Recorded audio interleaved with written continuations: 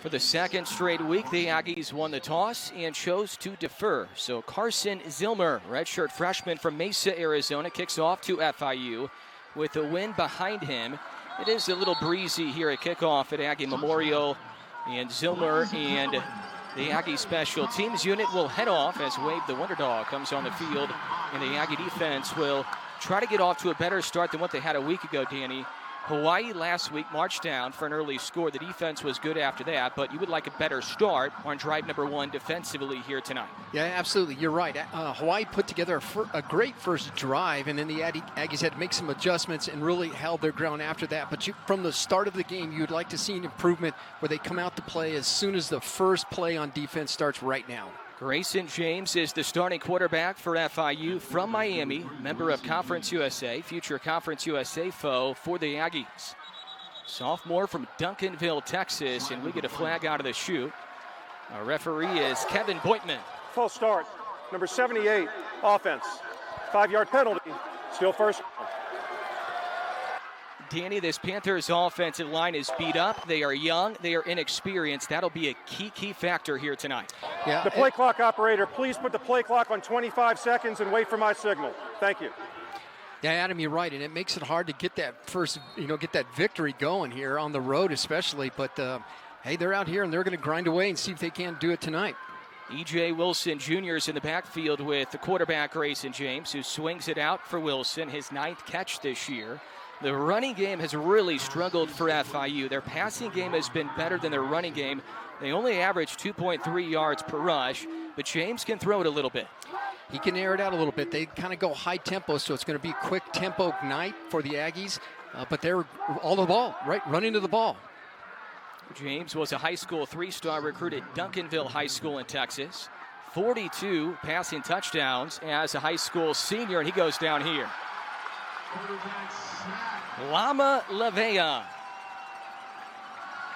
Check that, Sterling Webb. It was 26, not 25. Webb, the freshman from St. Louis, Missouri, gets to James. Yeah, the first shove on the defensive line, they all were blocked, but someone just had to keep fighting through there. I see Webb just continued to fight, swim in, and get that sack. That's a big first sack right now. Puts them back in the 3rd and long position. The Aggies got to the quarterback a lot a week ago, but couldn't finish off sacks against Hawaii, and their starting quarterback, Braden Shager. They get to James early. 3rd and long for FIU. 22% this year on 3rd down. Really struggling. Heavy pressure again. Nowhere to go for James. A host of Aggies. Ojo finishes it off. And Sterling Webb, the freshman from the STL, was in on another.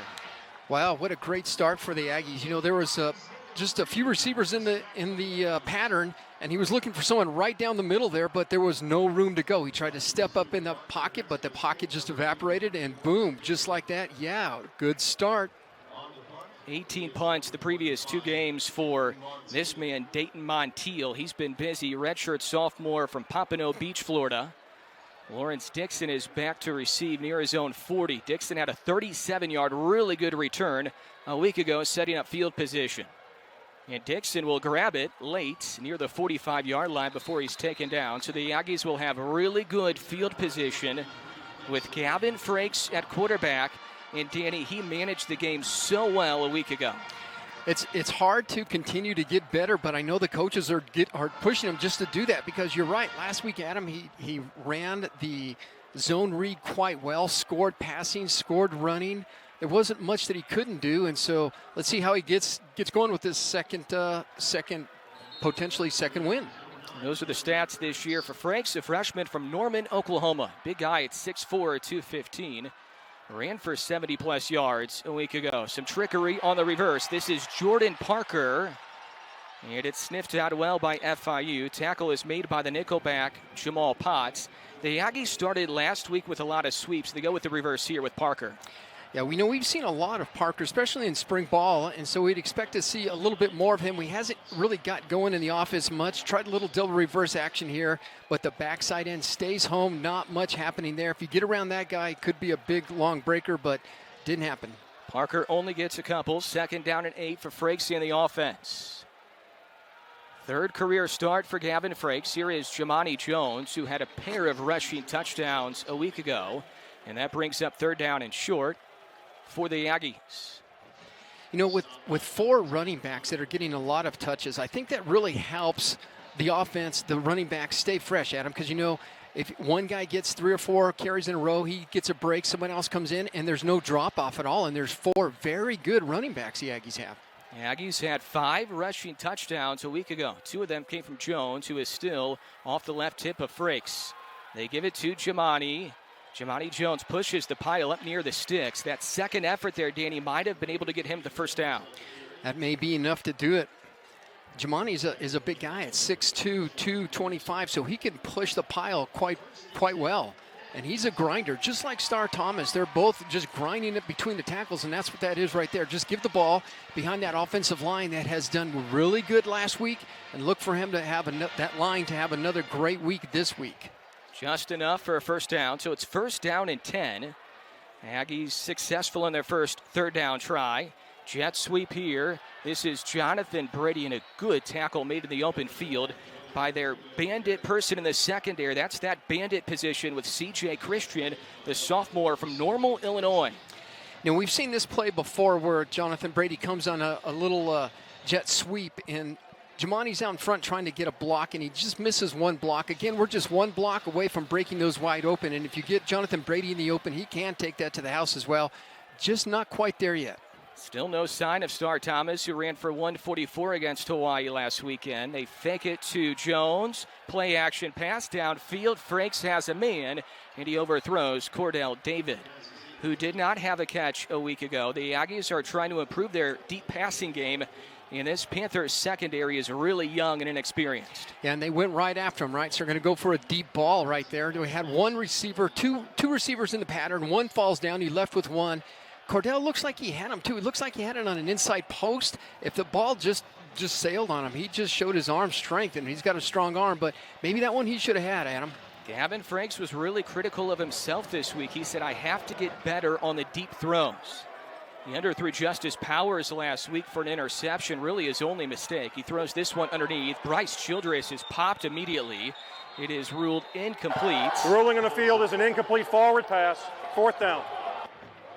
It, of course, was not going to be enough for a first down anyway. So now the Aggies kind of in a little bit of no man's land here. Not in field goal range. They're going to have to punt on 4th and 9. So let's see right here, a little crossing route underneath. You're going to hit him. He was open just for a second, but he was being spied all the while. I'm not sure if he would have got the first down even if we'd have hung on to the ball. Josh Carlson, 2 punts a week ago, 52 yards per punt on those 2. He's outstanding. Young man out of Gilbert, Arizona, little pooch kick. Tyrese Chambers calls for a fair catch as he backpedals at the 10-yard line. So the FIU offense is pinned deep. We go to break. 10:38 left in quarter 1. Aggies looking for their second straight win. Couple sacks on the first possession for the Aggies on defense. This is possession number 2 defensively. Grayson James, the quarterback. He pulls it. He keeps it. He's upended by Chris Ojo. Also Dylan Early coming up from his free safety position. James also a big quarterback just like Frakes. He's listed 6'3", 235 pounds. This FIU offense wants to play fast with tempo. Big run here for E.J. Wilson Jr. before Dylan Early gets to him. This is one of the fastest offenses around the country as far as how many plays they get off, Danny, per minute. Yeah, when they get to the line, they already know what they're doing. This is a zone read. He goes zone read right, zone read left. There was no one there and got big yardage. 2.8 plays per minute, which is the 9th most nationally. Their offensive coordinator is a man who has run the air raid at numerous different stops, David Yost. There's a jet sweep for Jalen Bracey, and the wide receiver from Jackson, Mississippi, is brought down for a short gain. Yeah, Cyrus Dumas out there pushing off his block. So he's blocked initially.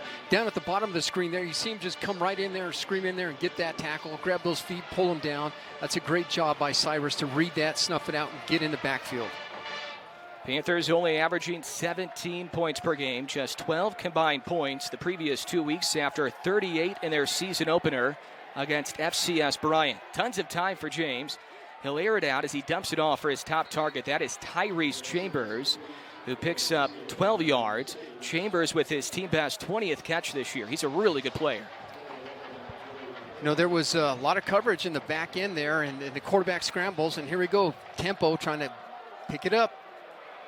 Good ankle tackle there, or else Wilson might have been gone as he approached midfield. So it's a lot of Wilson early. They're also going to use Lexington Joseph in the backfield. Pick up a 4 for E.J. Wilson, who only averages 3.4 yards per rush.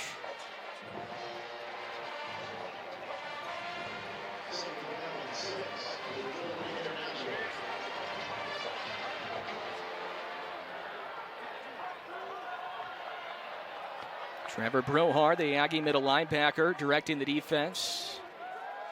Swing a pass out to the left, caught by Chris Mitchell. Good move by Mitchell up near the sticks. Looks like it's enough for the first down, just across midfield. Well, we really were all over that one. That was an RPO, so he pulled the ball out for an injury. Pulled the ball out, threw it right away. But if you look at Trevor Brohard, you see him get to the ball really fast, but that's over pursuing. Play clock operator, please set the play clock to 40 seconds. Thank you. And that's called over pursuing, where you go over top and you leave a cutback lane open, and that's what we did there, and that's how they're able to get that first down. That's Lazarus Williams, who has been a star defensively for the Aggies this year. 2 sacks, 3 tackles for loss, 3rd season in the program. And that's a very good sign as he gets off on his own power. Does not need the training staff to help him off. He's been a huge cog in this Aggie defense, and their success has been thanks in large part to Williams and how well he's played, Danny, in the first handful of weeks.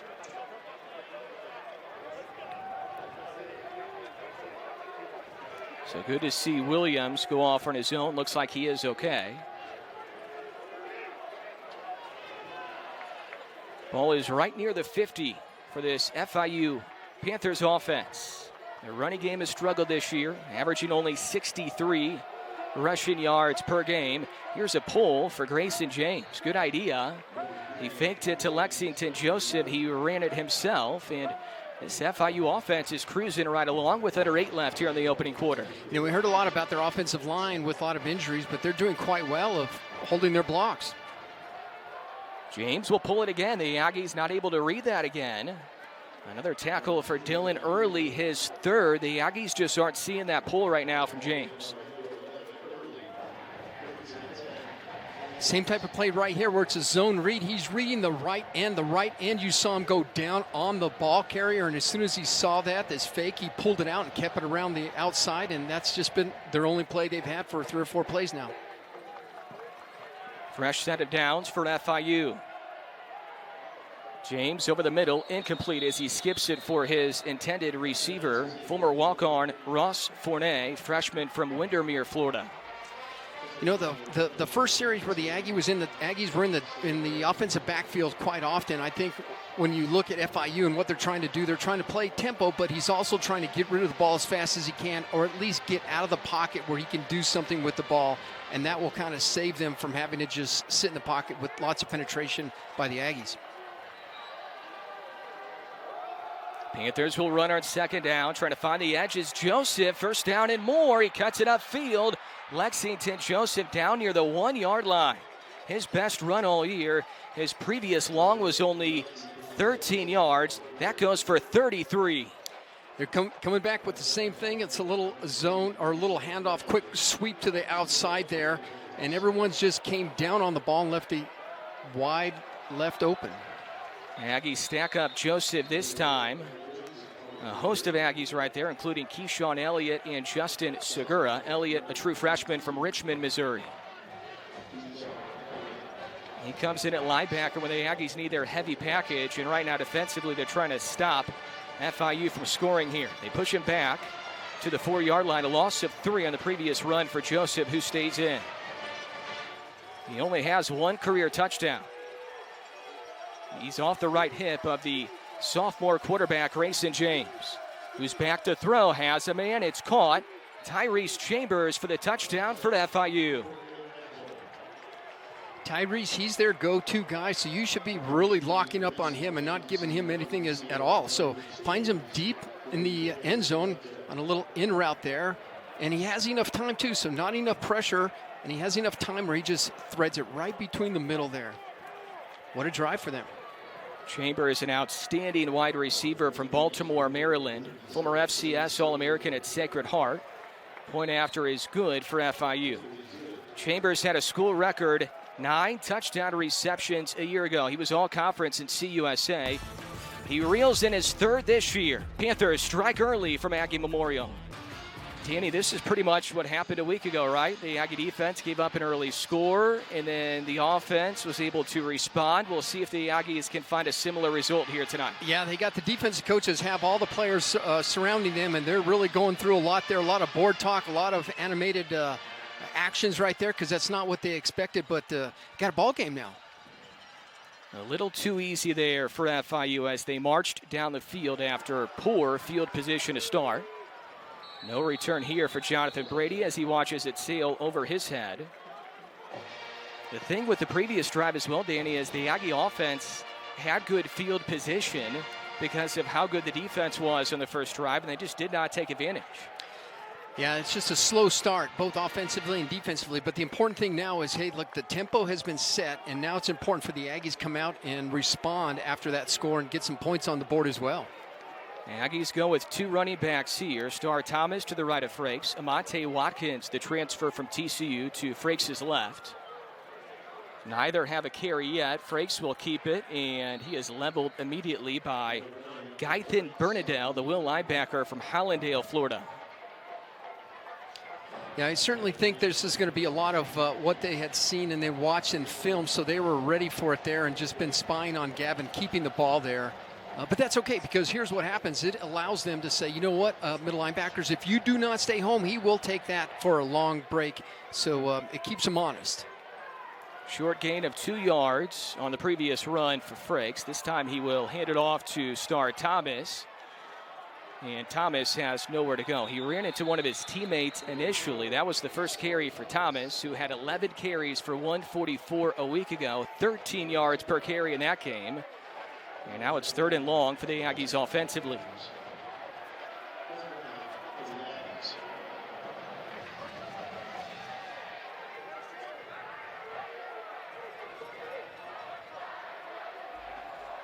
Justice Powers on the bottom side of your screen, top side, Tomas Whitford, Jonathan Brady, and Cordell David. Thomas still in at running back on a 3rd and 10.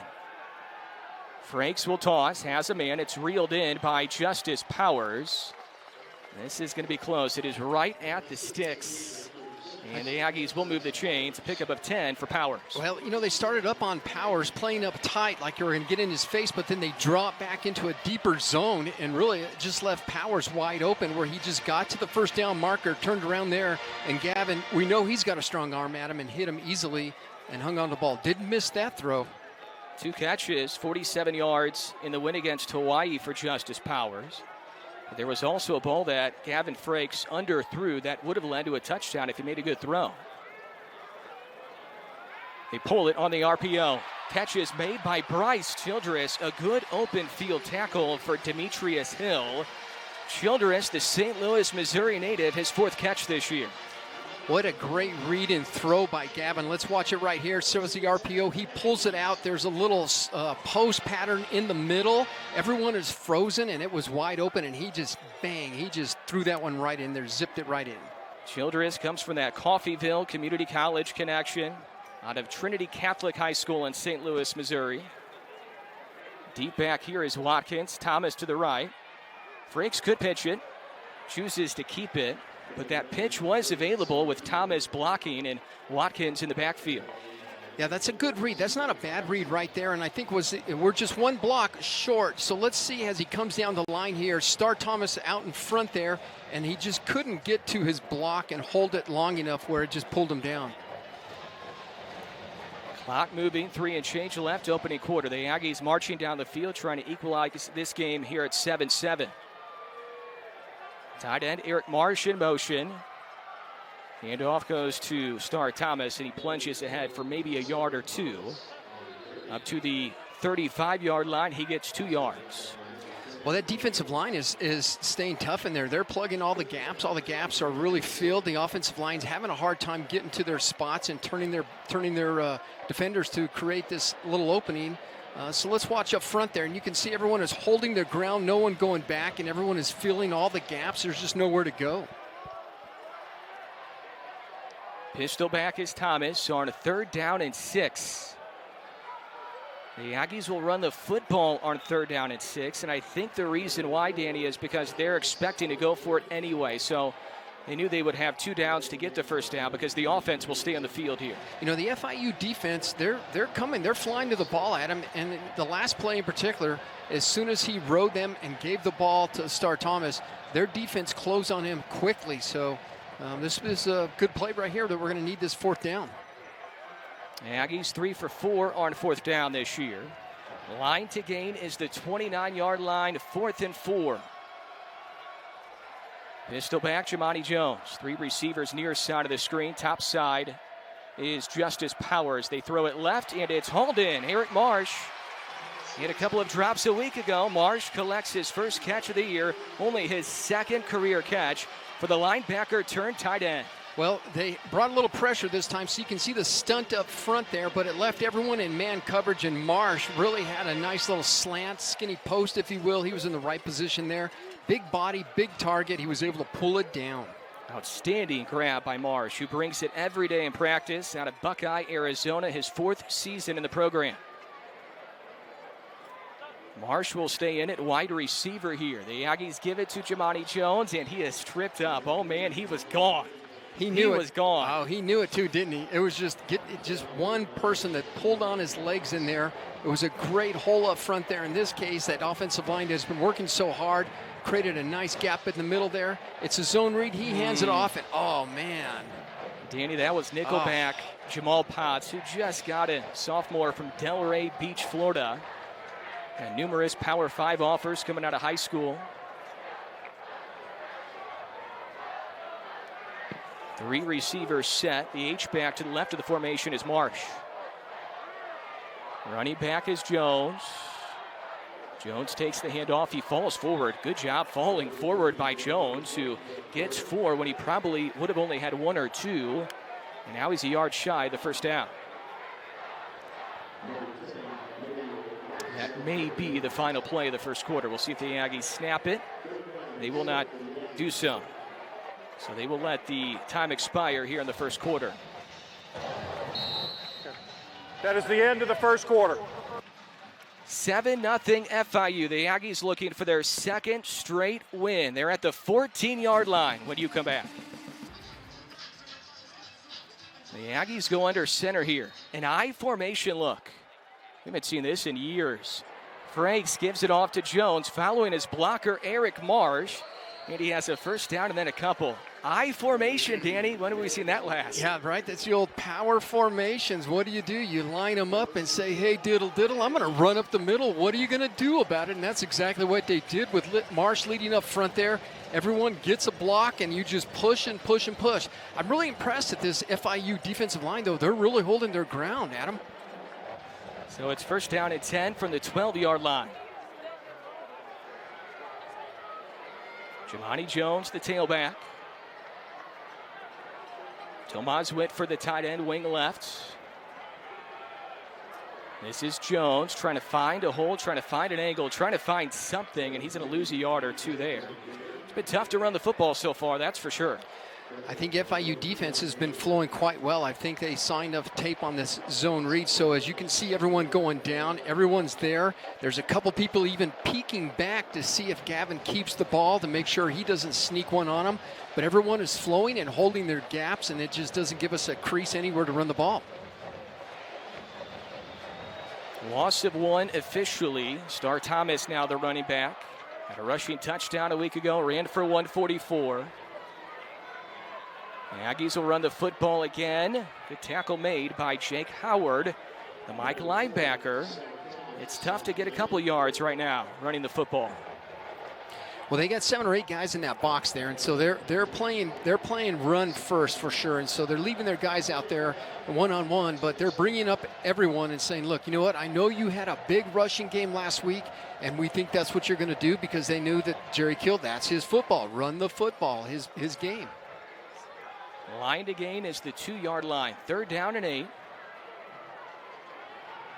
Frank's back to pass across the middle, and he overthrows his intended receiver, Jonathan Brady, but a flag comes in, and this should be an automatic first down. Yeah, that's a tough pass pattern to defend right there when you run that little post or slant, and you have the inside position. So he has the inside position. See it right there? So the defender. Pass interference, number 7, defense. The ball will be placed at the 2-yard line, automatic first down. Yeah, that's a good choice by Gavin, and it's tough on the defense because the only play you have is that you have to go over top because you've already given up the inside position, so he has a direct line to Gavin. He saw that, man coverage, and he just put it right on spot. There's nothing he could do but just grab him early. So first down, now the Aggies down to the 2. First down and goal.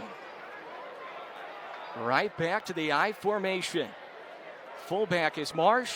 Deep back is Star Thomas. Gavin Frakes will hand it off to Thomas, run straight up the middle. Touchdown, Thomas. The 6th Aggie rushing touchdown in the previous 2 games. And they get this one out of the I formation. Old school football. You know, they had everyone up on the line of scrimmage, so you put 7, 8 in the box, even more, because you have your defensive backs that are up tight. Look at how tight everyone is in there. There's just not a lot of places you can go. And it's just smash mouth football, Adam. You're right. It's I formation. Here I come. What are you going to do about it? Old school football, smash mouth football, Jerry Kill football, all of the above. Brett Money, the new kicker, armed for the point after, and he drills it out of the hold of Josh Carlson.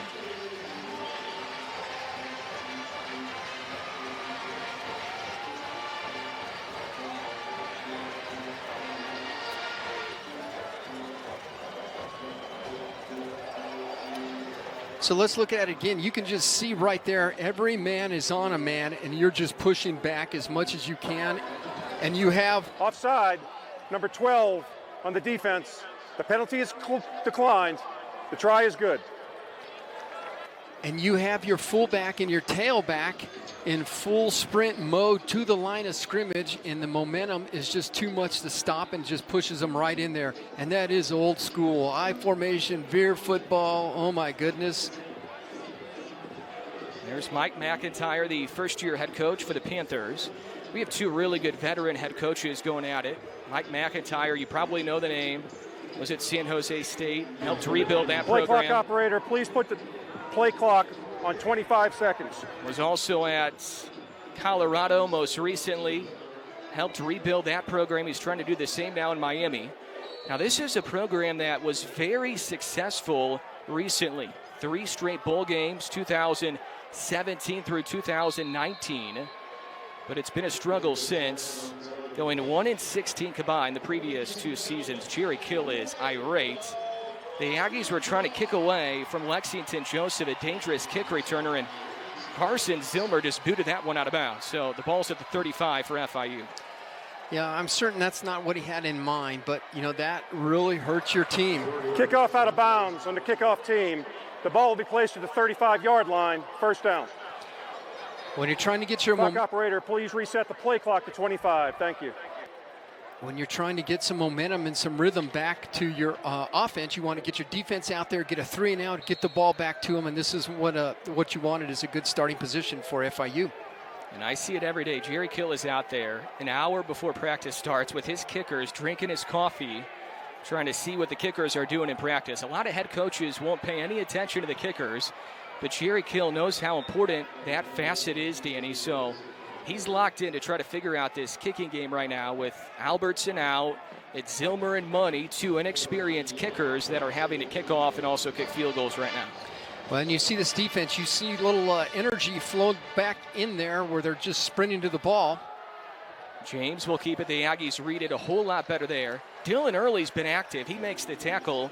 Sophomore from Houston coming up from his free safety spot. Yeah, we can see some of the adjustments that coach is having. He's not having them bail out or staying deep. They come to the line of scrimmage. Dylan Early was squeezing that early on, and they're flowing to the football. They're flying to the ball, and I'm sure there's going to be the same thing here. FIU 0 for 1 on third down so far. 90 yards of total offense for the Panthers.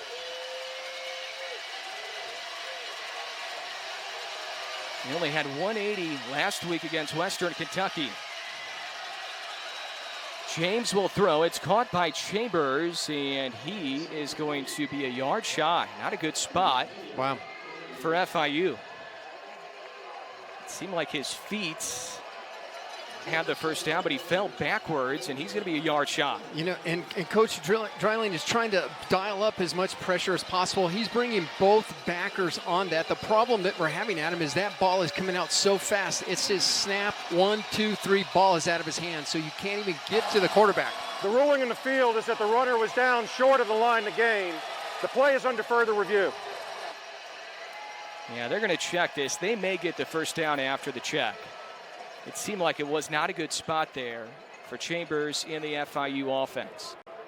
Nonetheless, this has been encouraging if you're an FIU fan, because they struggled mightily, and I'm sure Mike McIntyre was trying to figure out after last week, how are we going to respond after losing 73-0? In all of his post-game stuff, he said, we're going to stay positive, we're going to continue to love these kids and encourage these kids. But Danny, when you lose 73-0 to a conference opponent, things can go two ways, and it seems like the players have really responded to Mike McIntyre's message this week. Well, and if you come out and you're playing in Las Cruces, New Mexico, and you have a long, sustained drive and you put points on the board, that just fuels the fire for them to say, hey, we can do this. Now that's Linwood out there, crump on coverage, and he gave him just a little bit more than he should have. After further review, the runner reached the line to gain at the 45-yard line. It is a first down. And that's what we thought, Danny. Well, it's tough because you want to play him hard and in their face, but if you give Tyrese, if you give him any opportunity to run by you, he will, and so you have to honor it, back it up just a little bit. It was enough to get a first down. We brought the blitz, couldn't get to the quarterback fast enough, ball's out too fast. So first down and 10 from the 45-yard line for Grayson James in the FIU offense. James will throw across the middle, received again. Tyrese Chambers, those two guys on the same page right now offensively for FIU. And if you run that run pass and he's open on that little post in there, inside route, makes it very tough. Here we go with tempo. James was looking right. Now he has to tuck it and run. Andre Selden chasing him down, and he somersaults up near the 30. It was a broken play from the start, and James able to get back near the line of scrimmage. Man, Andre Selden, did you see his speed right there? So looks like he's playing into cast too, right? So nothing there. We're ready on that quick stand-up kind of throw, and so we had to eat the ball, and man, Andre just came screaming in from the backside of the field to just make the tackle. Selden's at that nickelback spot in Jerry Kill's defense, a 4-2-5 alignment typically. Motion man is Jalen Bracey. James with it. James turning the corner upfield, and Grayson James is down to the 25. He gets 8. Plenty for a first down. Yeah, as you see it from up here, we're just outnumbered on that right side right there. So everyone goes down, and the minute you step down on the ball, he pulls it out, and they have the numbers. James back to throw, backpedaling, and he throws it out of bounds. Closest man to the pass was Chris Mitchell.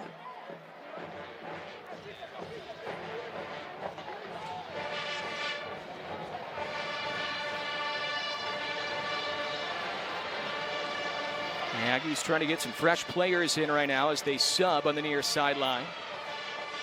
Grayson James played in 6 games a year ago as a freshman, reserve role last year. 5 touchdown passes, only 2 picks this year. Made his 2nd career start a week ago, so his 3rd career start tonight. And he throws it on second down. Caught by Bracey.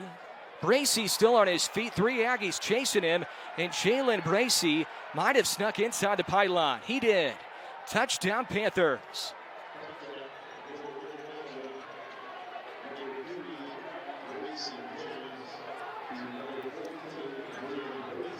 Well, they certainly came out to play for sure. And so this is just a quick read. See him check his left side right there. And as soon as he saw everyone was up, he dumped the ball immediately out there for a quick screen. And everyone is just kind of, I don't know, balled up or something. And he just kind of broke through that.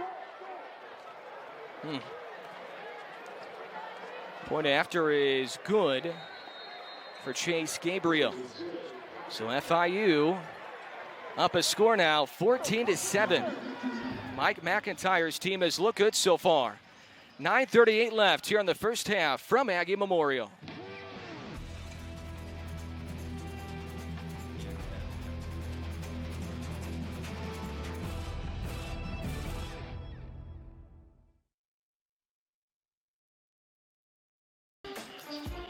We're back with you here at Aggie Memorial Stadium. 14-7, the Panthers lead the Aggies. All sideline reports are brought to you by Memorial Medical Center. They are the official healthcare partner of Aggie Athletics. Experience the Memorial difference at memorialdifference.com. And Tatiana Favela standing by on the field with the AD, Mario Mocha. Hey guys, Mario, thank you so much for joining us. Great to see you on the sidelines once again. Right now is a busy time for Aggie football at home. How are you going to get fans to come out and support the rest of the homestand? Well, we've got 4 games in a row after this. We've got Hispanic Heritage Day against UNM, Battle of I-25. We've got luchador wrestlers. We've got mariachis. We've got food trucks. There's a million things going on. So I know we're going to have a great crowd there. And then the next weekend, October 22nd, another Mountain West Conference opponent, San Jose State. And we've got homecoming. So that's always a big one for the home crowd.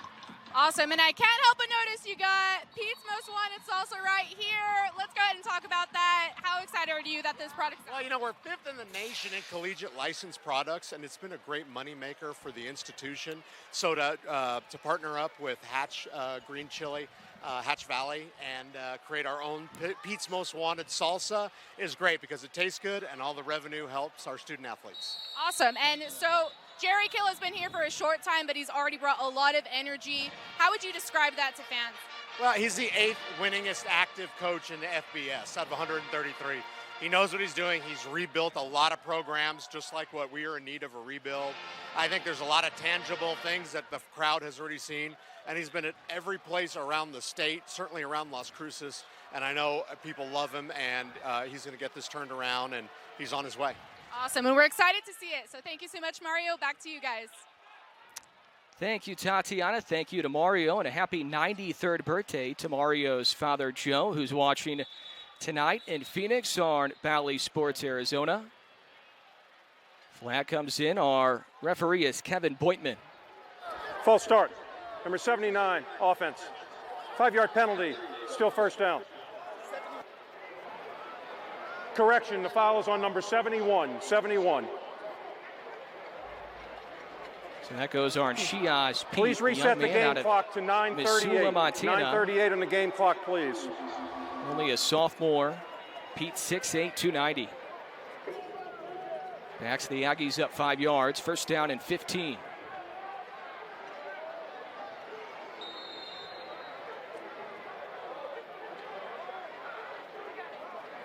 Frakes will stick it in the belly of Jamani Jones here, and that running game has been halted so far. Only a gain of 1 for Jones. Yeah, it seems like FIU defense, everyone is staying in their gaps, so they're being gap sound, and you have a safety that's very uptight, so you end up with 7 guys in the box, 8 people in the box there, and so it makes it tough to run the football, especially if you can't get their defensive line back on their heels at all.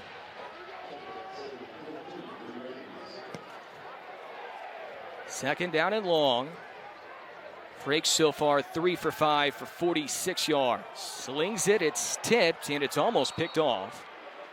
Crawling towards it was true freshman Hezekiah Masses, number 12 in white. That's been an issue for the Aggies the first 5 weeks, is tipped balls leading to interceptions.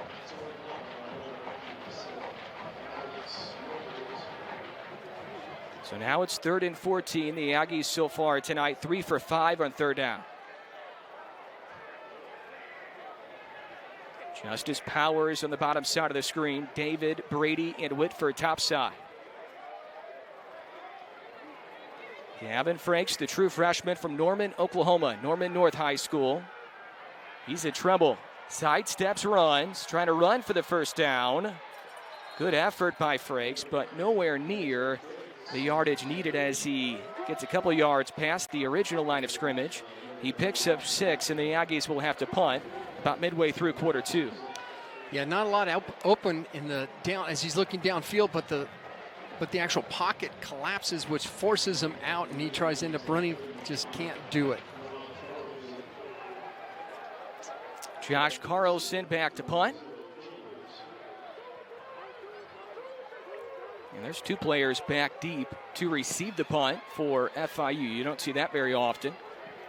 Punt by Carlson is away. And a fair catch is called for. It was Dean Patterson who called for the fair catch. He was stacked up behind Tyrese Chambers. Media timeout. 8:07 left here in quarter 2. Panthers ahead by a score. Grayson James so far has been good at quarterback, and he will keep it again. Then the ball pops loose, but he was down. It's jumped on by the Aggies and Trevor Brohard. The result of the play is that the James runner is was ruled down out. before losing possession, 2nd down. James has run that option very well so far, and he's doing what Frakes did a week ago. Yeah, it's just a read option, and then they have the RPO that comes off as well, and it's just those 2 plays that have really kept them alive, and they're happening quick, so you really can't get to them with a stunt or a blitz. His running back here is Miami native Lexington Joseph on the sweep. The handoff goes to Jalen Bracey, who had a touchdown earlier. He stumbles and he goes out of bounds. Steered in that direction by Brohard and Dumas. And it's going to be 3rd down for FIU. Nice pursuit on that last one, so it's a give. They're just going to give him the ball, and Brohard was able to get there. This is a big play right here. 3rd down and 6 for the Panthers.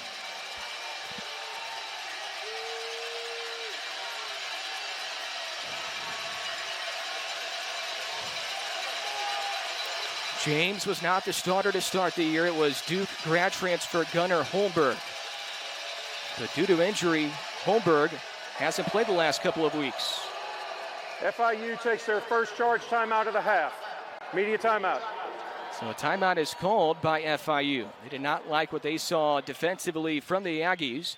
About midway through quarter 2, Aggies trying to make a big stop on 3rd down when you return. 3rd down and 6. Grayson James, 7 for 9 for 74 yards and 2 touchdowns through the air. He's also run for 29 yards so far. He will throw it, and the pass is caught. A diving catch made by Dean Patterson, the former walk-on who earned a scholarship in spring ball out of Lutz, Florida. Well, that was a big pass. That was a long ways away, too, right? So they stood up. They were going to bring pressure, and then it wasn't a fake. They actually brought pressure. Ball was out quick like others. Catch is made there by Ross Fournay, and he is met immediately. Big hit by Cyrus Dumas. Man, Cyrus is playing tough out there, and part of what Cyrus is able to do is he's getting rid of his block immediately. He's reading it, and as soon as he sees another back in there, he pulls his guy, gets him off him as fast as possible, and gets to the place where the play is, and he's been making some big plays. Loss of 3 yards on the catch. Dumas made a big impact a year ago. A couple of picks a year ago. He has 1 interception this year. The lone Aggie interception so far. They could really use a takeaway. James will air it out. Downfield. Dumas in coverage, and he broke it up. Wow. Danny, he was twisted around, but Wow. he just made a big play. And they were in position. It was a good ball. It was a good throw. A little extra kind of chatted up a little bit out there. But Cyrus didn't give up on it as well, and that's part of it, is that when you're in the defense, you have to figure out a way, even if you're getting beat or turned around, you get your arm up in there, you pull on the ball, whatever it takes, and he made a great save right there. And that's Dumas defending one of the best wide receivers in the group of 5, Tyrese Chambers. All conference last year in the CUSA. James slings it out for Lexington Joseph. Breaks a tackle, breaks another one. Joseph zooming down the far sideline. Catch and run for the score for Lexington Joseph.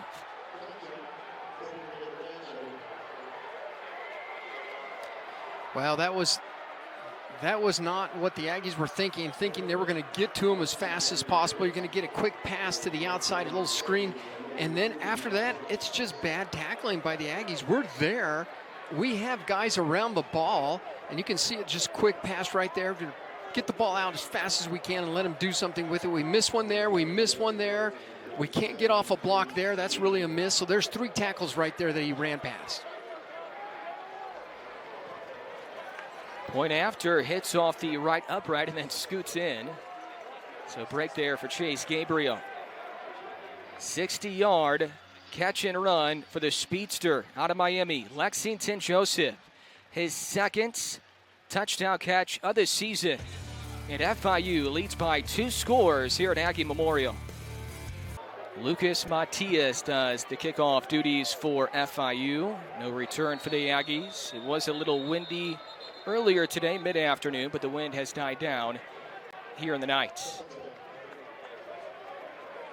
219 yards of offense for FIU, only 86 Please reset for the NM play State. clock to 40 seconds and start it. Thank you. The Aggies scored 45 points last week, 35 in the first half. Didn't look as sharp in half 2. They had 357 on the ground, only 81 through the air a week ago, 438 total. Gavin Frakes 3 for 6 for 46 yards so far in this game. It all starts on the ground, and Star Thomas runs right into a Panther again. Only gets up 1 yard on the carry on first down. So FIU, they know what the Aggies are looking to do, and they've been able to stuff them pretty much on every single run so far. And I think they're waiting. They're almost daring us to throw the football. They're bringing everyone in as much as possible, as close to the box to just kind of tighten it up. And it's just saying, no, if you're going to beat me, it's going to be through the air. Donovan Manuel and nickelback Jamal Potts combining for the previous tackle. 2nd down and 9 for Frakes. Puts Brady in motion. Good block by Star Thomas. And Brady is up near the 30, but it would have been a loss on the play had Star Thomas not laid down a good pancake block. Yeah, that was a great block, but FIU, watch how fast they're flowing right here. And you'll see number 10 come all the way down the line of scrimmage and ultimately make the tackle. And they're just flowing fast to the ball, fast and hard, and they're waiting. And so I think this is where you have to start setting it up, and you're going to have to start showing your arm a little bit.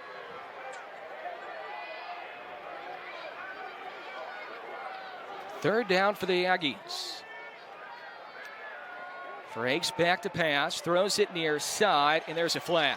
Justice Powers wanted it right away. It's going to be on Adrian Cole, the transfer from Syracuse. Yeah, Justice Powers, he got out there and he tried to get around for the ball because this is a timing route. So Gavin let the ball go before he turned out of his route, but he couldn't turn because he was tied up. Defense.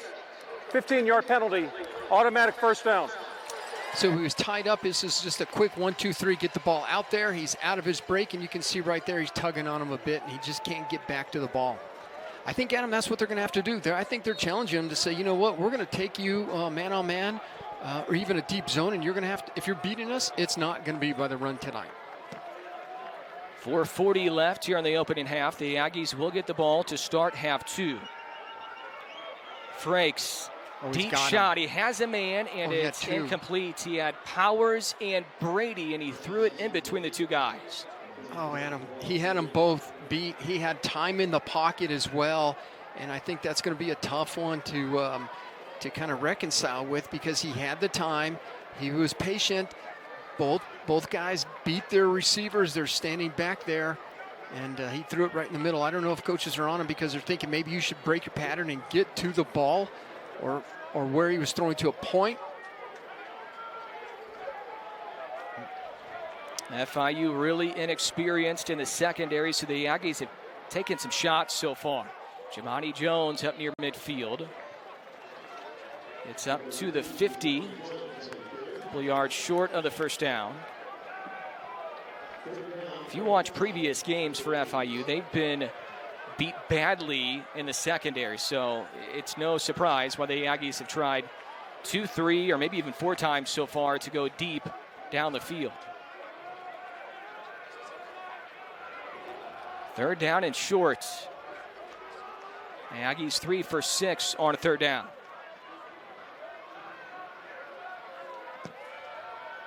Breaks into heavy coverage.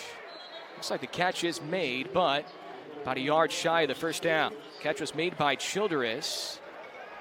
Let's see if the Aggies choose to go for it here. I think they're going to stay on the field offensively. Yeah, that's going to be fourth and 1. Man, that was tough for Childress to hold on to that ball. He threw that right in the middle of traffic, and it was just caught the ball and took a pop right after that and still held on. So that's a great job. Big fourth down. This is fourth and a short one. Trevor Stevens, freshman tight end from Lubbock, just came in the game. High formation look again. Fullback is Marsh. Running back is Thomas, and Thomas barrels forward for the first down. The Aggies are now 2 for 2 on fourth down in the game. Get back to that power football, and they line up in that eye. There's just not a lot happening up front there in terms of the defense being able to stand their ground. You just get them on skates, you get them up a little bit, and you just push through there. You see everyone coming across that left side, and it's just smash mouth football. Ball just inside the 45 at the 44-yard line. The Aggies are trying to make it a one-score game late here in half one. Stretch handoff to Thomas, bounces it to the outside, now cuts it upfield. And Thomas gets 2 yards. Second down and 8 coming up. 2 1/4 left here in quarter 2. Yeah, those are just tough yards right there, right? So there's not a lot happening. You get the ball, you hand it off to Star Thomas, who had a big game last week, and they're just flowing to the football and making some great tackles up front there.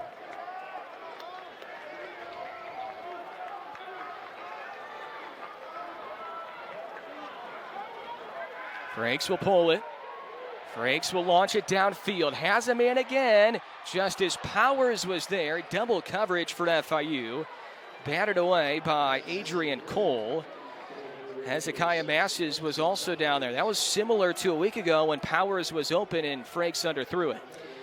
Adam, it just seemed like Gavin held onto the ball just a little bit longer than he should have. We saw, as you're looking at this, you can see Powers come open, and he just had to hold up for the ball just a bit, and that allowed the other safety, to come on over and help out in coverage there.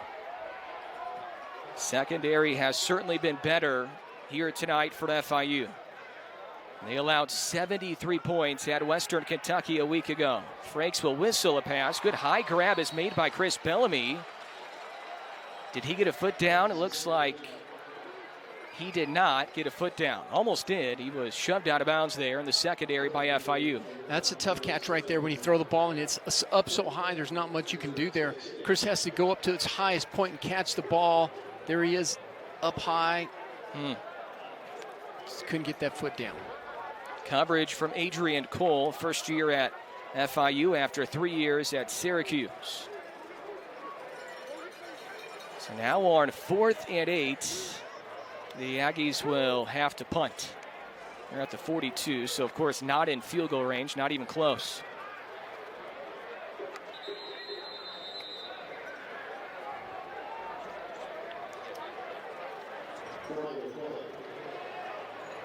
You know, Adam, they just can't get anything running, and it seems like the running, Coach wanted to get the running to really set up the pass.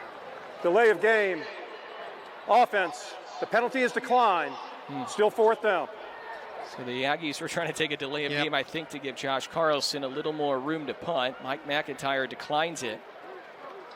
Here's a look at the first-year head coach for the Panthers. Once again, he has rebuilt a couple of programs, San Jose State and Colorado. A low snap. Carlson able to dig it off the turf.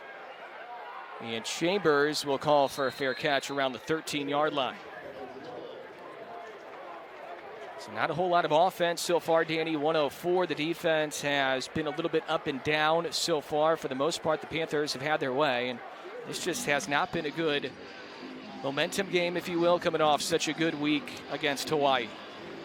What a difference between 2 games. But here we are. We got a great game. So now you got to figure out a way to come back and make something happen offensively.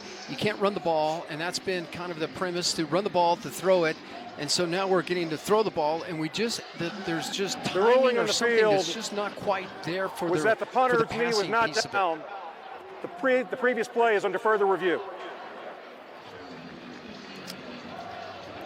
So without the timing and the passing aspect of it, it makes it very tough to move the ball, and it puts your defense back out there again. And defensively, they've just had some areas where they haven't made tackles. They just haven't made tackles, not in the right spot. They're getting rid of the ball very fast. They know that we have this aggressive defense, and with this aggressive defense, it's just like, I'm just going to get it out of my hands. 1, 2, boom, ball's gone.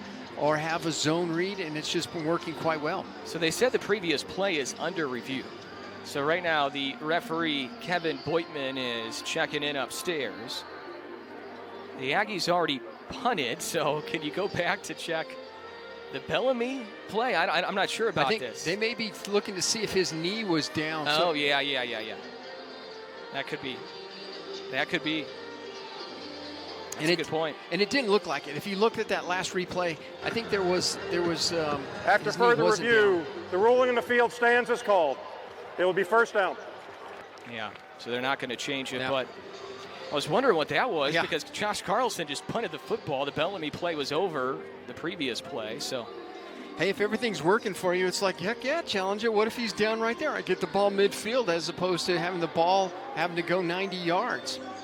So defensively, you got to figure out a way to make some tackles, to not overreact, get out of our reads.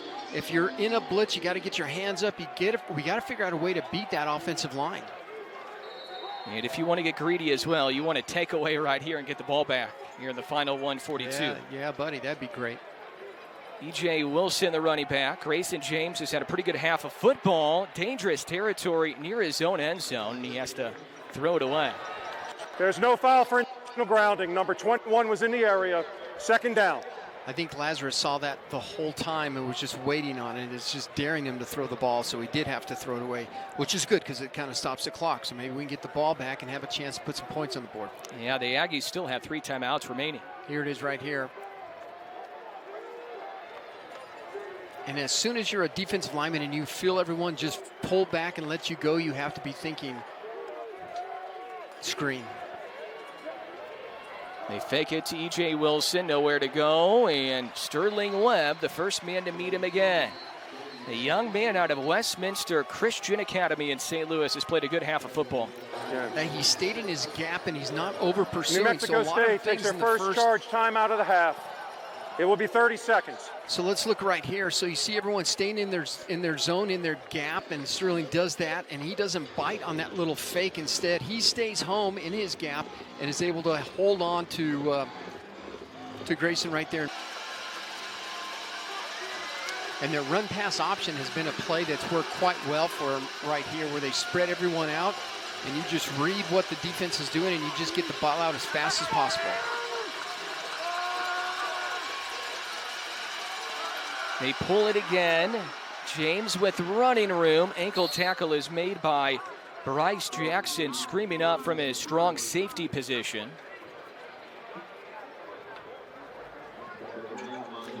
It's just the same plays they've been seeing all along here. As you ride it in there, you see that we're coming screaming in there, and that's Cyrus on the trying to get to the running back, and just doesn't. And as soon as they see that coming in, and you're just crashing on, he pulls the ball and keeps it around the side. It will be 30 seconds. It was a huge clock operator, open please field reset the tackle game for clock to Jackson. 1:07. 1:07 on the game clock, please. So they're going to move the game clock to 1:07. The Aggies called their second timeout. Now they have 1 remaining. And the punting unit is coming out for FIU. Thank you. Well, that last play could have really turned very bad quickly, but they did well of trying to recuperate and get back into a position to make a stop on that third down, which puts them in the 4th down. Get the ball back in time to maybe put some points on the board. Montiel, the punter for FIU. He has to be careful here. He's around the 6-yard line, so near his own end zone. Out of Pompano Beach, Florida, he's having a good year. Transfer from Marshall. Averaging 45 yards per punt. and he gets it away. Lawrence Dixon calls for a fair catch, and he backpedals near the 26. So this will not be very good field position, but we've seen the Aggies score quickly at times the last couple of weeks. And this will be a good test here for Gavin Frakes. Not your 2-minute drill, it's your 1-minute drill with 1 timeout, Danny. Man, and they flipped the field on that punt. That's a heck of a punt right there. But yes, you have a long way to go in a minute, but you can still get into position. Gavin has had some guys open, and we just haven't been able to coordinate. Play clock operator, 25 seconds on the clock, please. We still have some time. And start it on my signal. Frakes 4 for 10 tonight. Only 49 yards passing, 81 a week ago. Managed the football game well, though.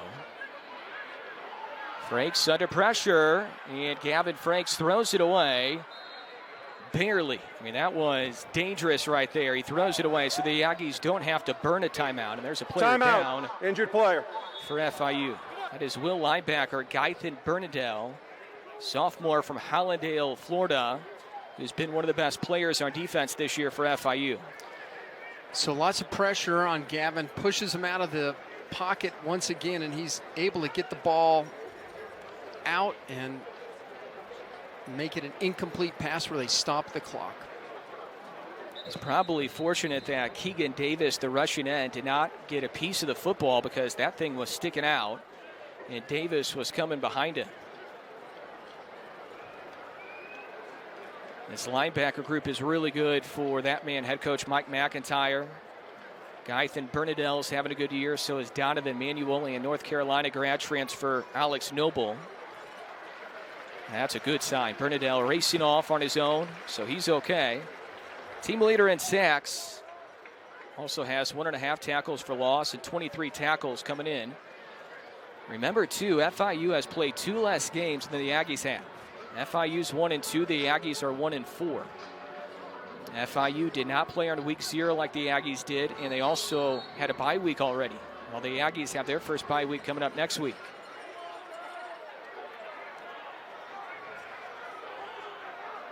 Frakes on 2nd down and 10. Under heavy pressure again. He completes the pass. And scrambling out of bounds is Bryce Childress. Good job of coming back to the football for his 2nd catch in the half. And hanging on to the football as he gets pushed out of bounds there.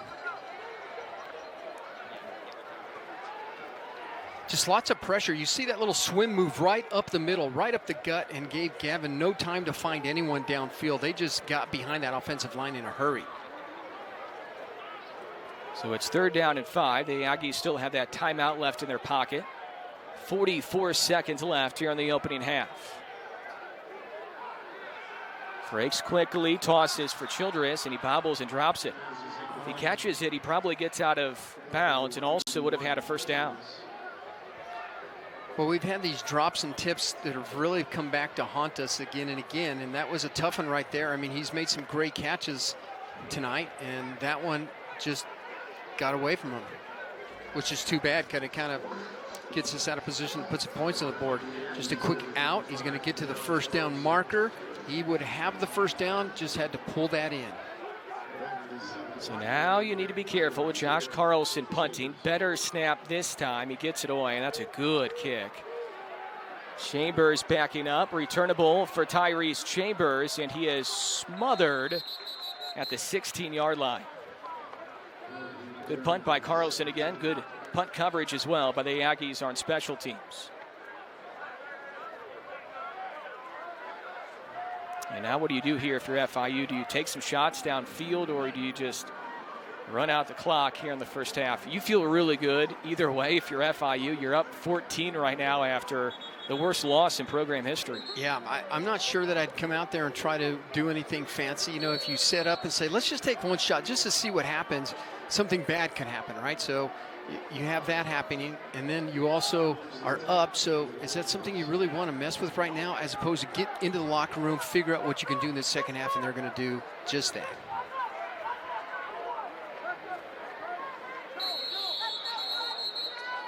So FIU will take us to the locker room at halftime. 21-7 Panthers. What impressed you the most, Danny, about the Panthers in that first half? I think their offense has been fantastic. They've been very patient. They've run the plays that they've wanted, the zone read, the RPO, throwing the ball when they have to, and they've just got the Aggies out of position, and the Aggies made some bad tackles that really have cost us a lot, but that offense has been very, very well prepared. Some shouting back and forth between the two teams as they head to the locker room. And Jerry Kill has some words for the referee as well, Kevin Boitman.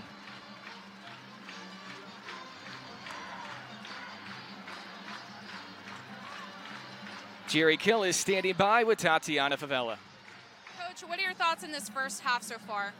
Well, they've outplayed us in every phase of the game, and they're playing with a lot more energy than we are. It's very disappointing. You know, it's not my type of football, so we better get her switched around or it's going to be a long day. So not good, but we got to get it turned around. Any improvements that you're looking at for the second half? I just want some people to play with some enthusiasm, some juice, tackle, the basic things we talk about all the time. Thank you so much, Coach. Back to you guys. Thank you, Tatiana. Thanks to Coach Kill for stopping by at halftime. 21-7 is the score at the halftime break. Aggies will need a comeback. They will get the ball, though, to start half number 2. Halftime comes your way next. They've responded nicely, trying to go to 2-2 on the year. They have 20 straight losses against FBS opponents. The last win against an FBS school, November 23rd, 2019, when FIU beat big rival Miami. Lucas Matias will kick off to the Aggies. The wind is not a factor. It was a factor pregame, but not really a factor during the game so far.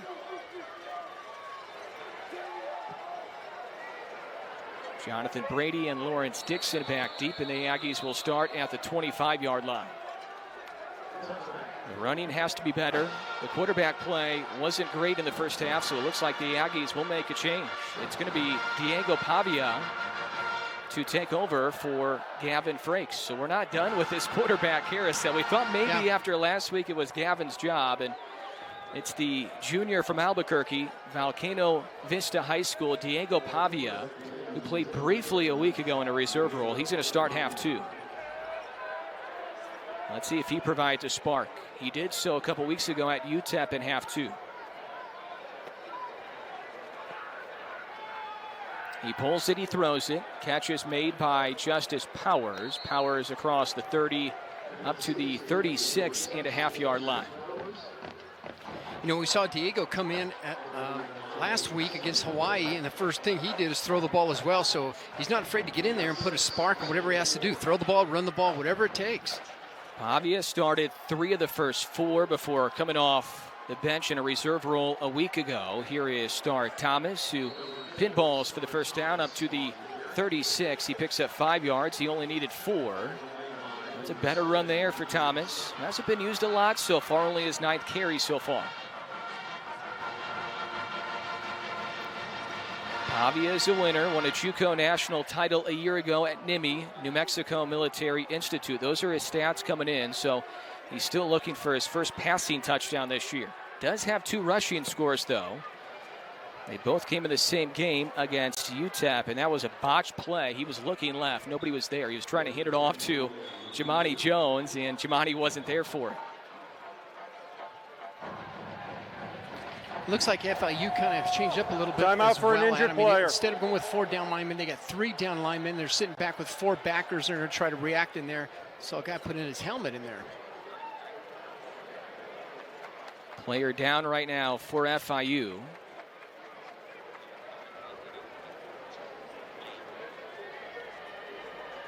Mike McIntyre, the first-year head coach, is out there attending to his player. He's a veteran, Miami clock native. Operator, please Mike reset McIntyre. the game clock to 13:50. 13:50 on the game clock, please. First year for him after getting hired in early December. Longtime collegiate and NFL coach. Got his career started as a GA at Georgia in 1990. Media timeout. And we'll step aside with the injured player for FIU. We're back after this. Star Thomas, the running back here. Pavia will swing it out for Cordell David. Good to see him get a touch. He was very active in the first couple of games, Danny, not so much the last couple of weeks.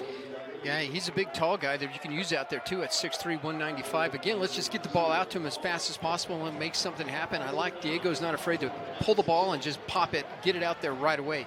Part of that play is that lead block right in front there, and that's what really was able to clear the way for 5 or 6 yards. The Aggies need the 46. They are 3 for 9 on 3rd down tonight. 4 receivers set. Running back Thomas, transfer from Coffeyville Community College. The transfer from Nimi, Diego Pavia, airs it out, has a man. Justice Powers going up to get it, and good coverage from the secondary for FIU. That was Andrew Volmar, Timeout for an injury. sophomore from Plantation, Florida. Yeah, Diego had to get that ball out early there. Look at the up front there. They're bringing everyone. They have a stunt on there, and he's in his face. Diego has to get rid of the ball as fast as he can and just can't get it far enough for Justice to pull the please set ball the clock down. to 25 seconds. Thank you. Aggies were looking for pass interference, did not get it. It looks like Powers is a little bit shaken up. Tony Sanchez, the wide receivers coach, is speaking to the officials. So is Jerry Kill. You know, Tony Sanchez wanted pass interference for sure, and so did Jerry. And there's Justice Powers, who is able to walk off okay. So now the Aggies will have to punt. Josh Carlson's been busy. Former Division II All-American at Dixie State. His 5th punt of the game.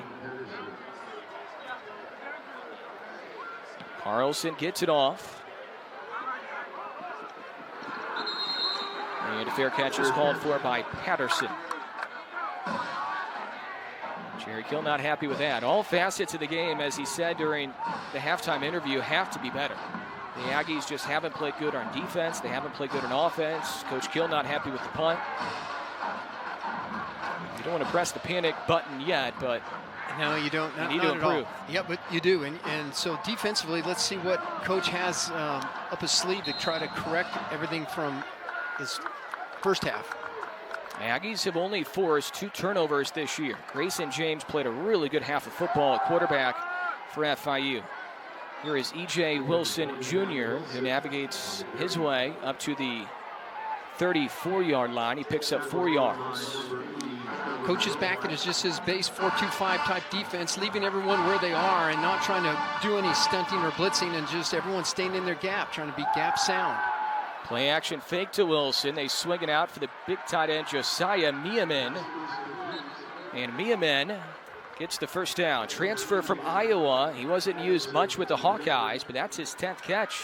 Second best this year for FIU. And I see tackling. We're still over pursuing, so let's watch here. He just dumps it off. We bring a blitz, but see right there, that's called over pursuing, and he just cuts it back in there, and we saw a lot of that the first half. First down for the Panthers up to the 41. We haven't seen them play with tempo like we thought we would. They're averaging 2.8 plays per minute this year, which is the 9th most nationally. The pass is zipped and then dropped by Chris Mitchell. A lot of heat on that one from James. Good placement, but Mitchell can't hang on.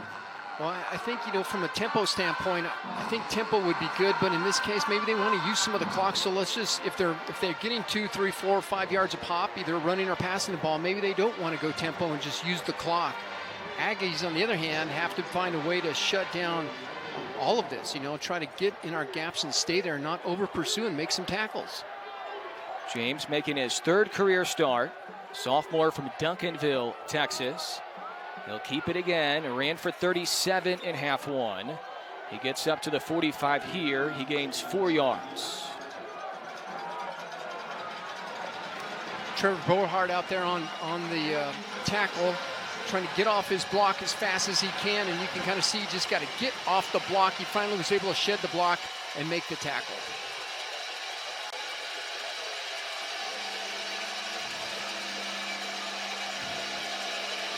Aggie fans trying to make some noise.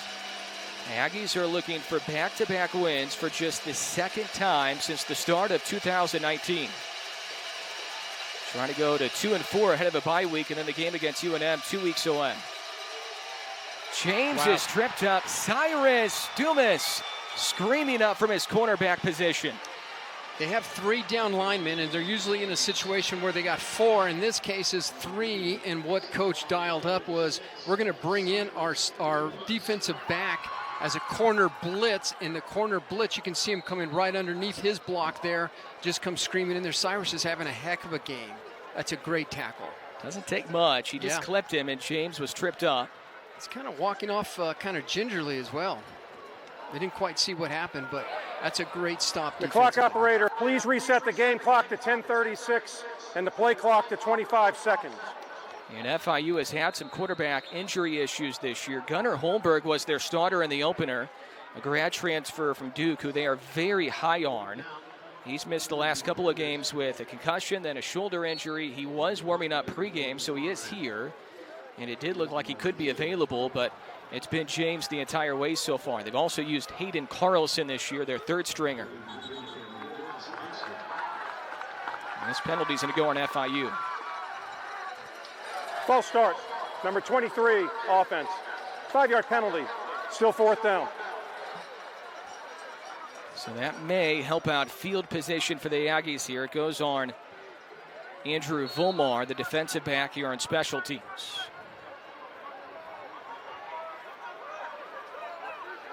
Backs him up 5 yards on the false start. Montiel, the punter, transfer from Marshall.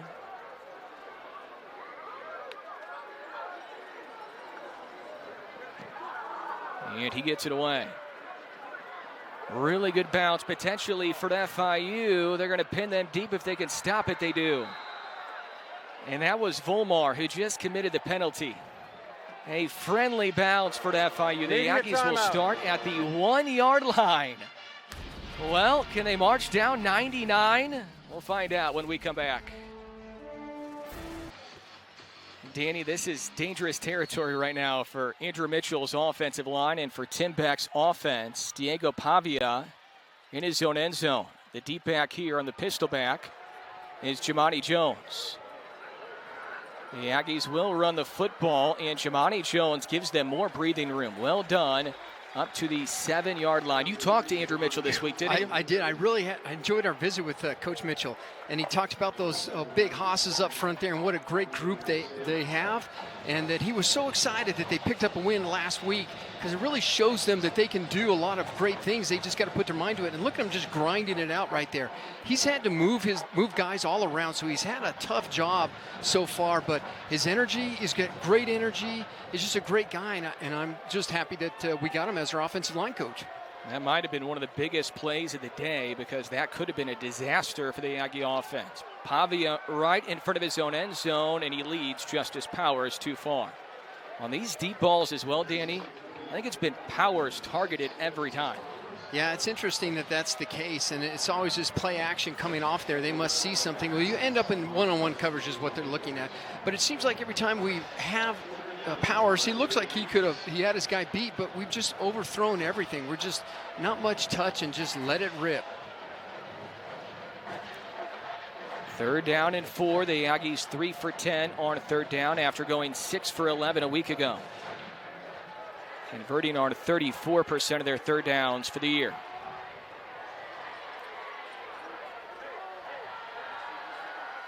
Pavia trying to run for it, and he cannot do so. So the Aggies will have to punt again.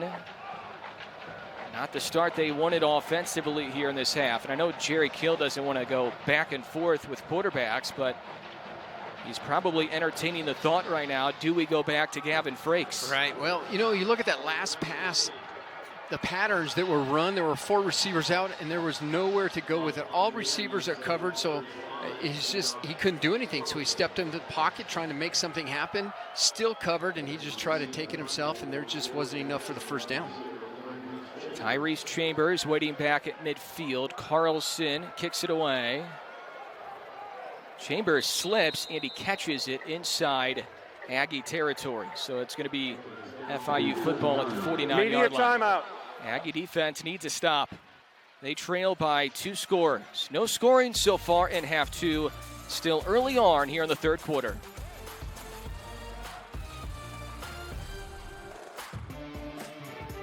Panthers will start inside Aggie territory at the 49-yard line. James again on the keeper. Gets away from Donovan King, who hasn't played the last couple of weeks. Some action here for King. James is tough to bring down at 6'3", 235 pounds. You know, we're back to the basics. We're in good position there, Adam, but we just kind of lose our position and we just get over top and it leaves them an alley to cut back. So now they hand it off to Lexington Joseph right at the sticks, and that will move the chains. First down for FIU, under 8 left here in the third quarter.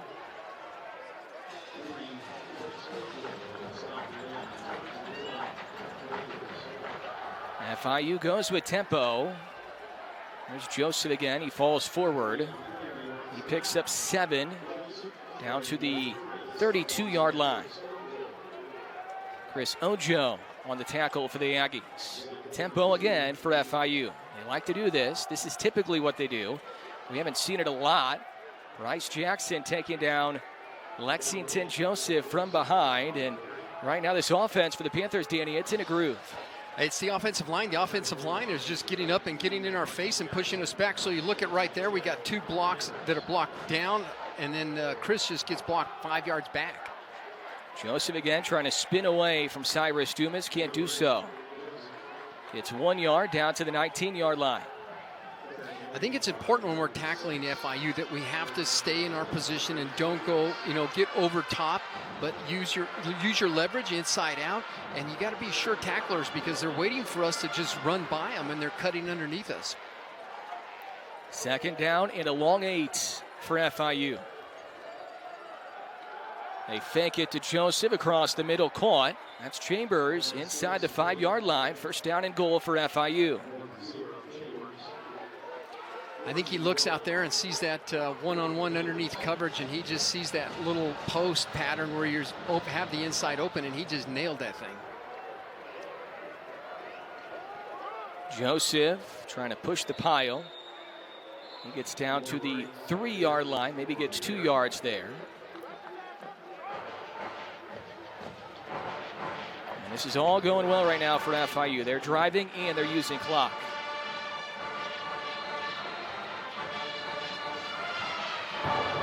Injury timeout. Injured player right now for the Panthers. That is Jacob Peace, Jr., who plays at right guard. Well, he's just winded right now, maybe dehydrated, and needs a breather.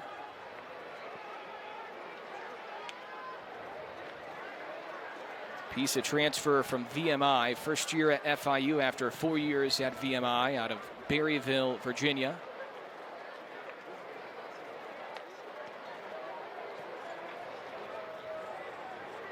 Adam, this FIU offense has just been very patient. So all of their run pass, all of their option plays that they're looking at, it's just very patient, very deliberate, and they're just looking for where the Aggies are in positioning, and then just whatever they're in, they just try to adapt to it.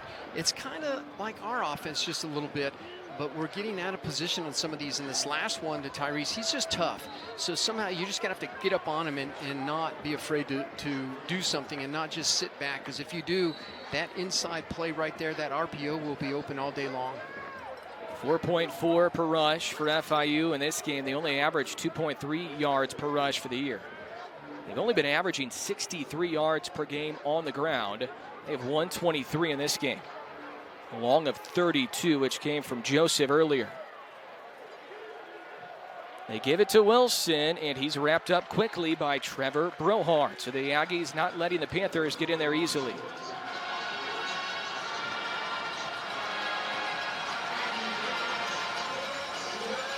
Let's watch Trevor. You see him right there in the middle of the screen. He just darts through that A gap. They didn't even see him coming, so he wrapped around there and was able to make a good tackle in the backfield. Loss of 1, second tackle for loss this year for the Los Lunas, New Mexico native, 3-year starter Trevor Brohart. Third and goal from the 4.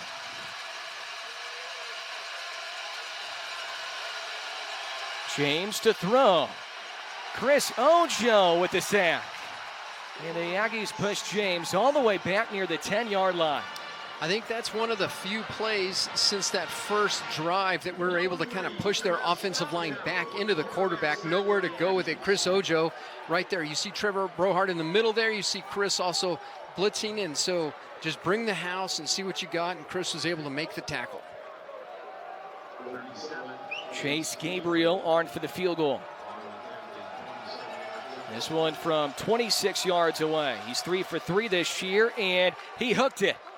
He hooked it, no good. The field goal is no good from 26 yards away. And a lot of life for the Aggies after that miss. Wow, that's tough right there. They managed to get all the way down there and thought, okay, we'll just get 3, and he just pulls it. Just didn't quite get it there. Let's take a look and see what happens. And yeah, he just pulled it. Wow. You know, that all started with that punt, too. So that punt that put us back on 1 really gave the field position to them, and we haven't been able to get out of that field position. Even punting it out, we still were in their field. So that whole series has been in their field position. Now let's see if we can get across the 50 and press them a little bit in their field. So a lot of credit to Brohart and Ojo. Big plays are on 2nd and 3rd down, and then the Aggies catch a break on the miss from Gabriel. This defense for FIU has been really good, and they wrap up star Thomas. Trevante O'Neal, the seldom used redshirt freshman from Vero Beach, Florida. You know, Coach Mitchell said that defensive line is tough, and they don't look past them. They're some tough guys that can make some plays, and they have made plays tonight. He's absolutely right. And you can kind of look at right there, everyone is holding their block up, and it's just coming. Everyone is just in their gaps, making great plays. Gavin Frank started half 1, played the entire first half. It's been Diego Pavia the entire way so far in half 2. Pavia slipping away. He has nowhere to go. He was looking for a block from star Thomas. Well, Diego Pavia's deal this year, Danny, has been scrambling. That's when he's been good. He was good against UTEP in that second half when he was able to scramble. He had nowhere to go in that run. Yeah, they're up tight. They're not, even though it's kind of a run, could be a pass out there, but they're just not giving him anything. So now it's 3rd down and 14. The Aggies need the 30. Pavia has completed 2 passes so far, 2 for 4 for just 11 yards. Frakes was 5 for 13 for 54 in the first half. Pavia needs to throw it. He does. It's caught just as Powers finally able to reel one in. He's been targeted a bunch. Heck of a catch using his 6'4" frame. Yeah, that's a great job right there. That's a great job on Diego. But let's see, watch up front there. So first of all, there's 4 guys rushing. So we should be able to block them, but they're still putting pressure on Diego. He throws the ball, manages to get the ball out there, and Justice makes a great play on the ball to pull it down. Catch number 2 from Powers, who is still, I think, a little beat up after the previous possession when he was shaken up. So he goes off. The Aggies in business now after converting on 3rd and 14. They're at the 42. Pavia rolls out, hooks up with the big tight end Tomas Whitford into FIU territory. Only his 3rd catch this year. You know, that was a great play, and you know what I liked about that play? First of all, the tight end play, which I've always been big on, but getting Diego out of there, so he's running out of the pocket right now. Look at everyone has to stay in their zone because they're not sure what he's going to do, so they stay in their zone, and it allows him to just dump the ball right out there to Tomas. 1st down and 10 from the 48-yard line. Eric Marsh is in, wing left, running back Thomas off the right hip of Pavia. Pavia to the air again. Catch is made by Chris Bellamy. Forward progress all the way up to the 43-yard line, 5 yards, but you can tack on some more, some extracurriculars by the Panthers following the catch.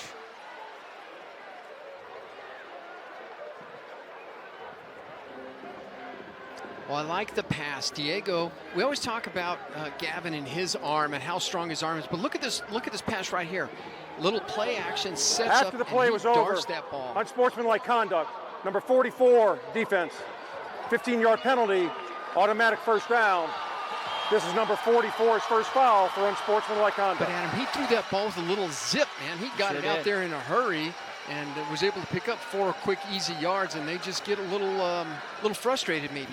And then you add 15 additional yards to the end of the play. It's Arn Keegan Davis, his first of 2 unsportsmanlike penalties. And if you get 2 of those, you get ejected. Ball at the 28. Aggies are driving, trying to make this a 1-score game late in the third quarter.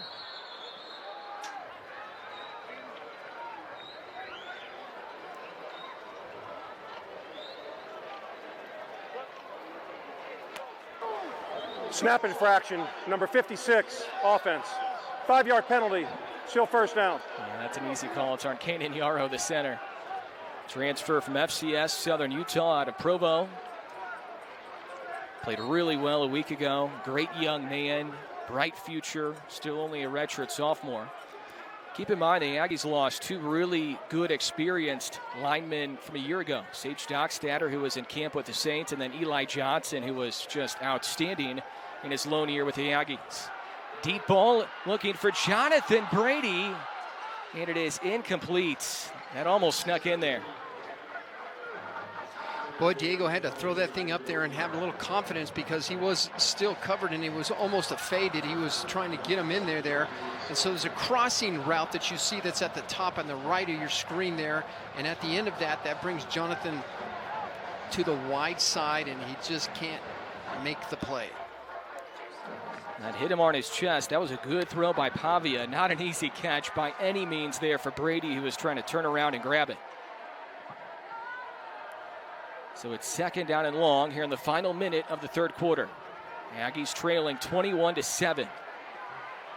Pavia whistles a pass near side for Bryce Childress. Childress gets past the original line of scrimmage. It's down to the 26. He gets 7. 30 seconds left here in the third quarter.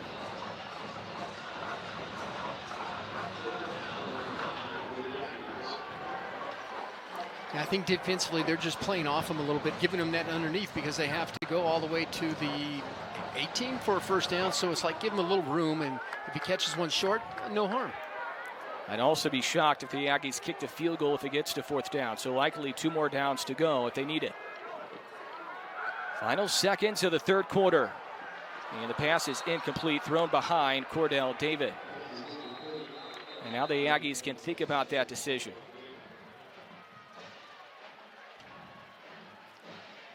We played 3 quarters here at Aggie Memorial. Ball's at the 27, 4th and 9. Will the Aggies go for it? We'll find out when we come back. The better leg of the 2, Jerry Kill said, from deeper range. And Zilmer pushed it right.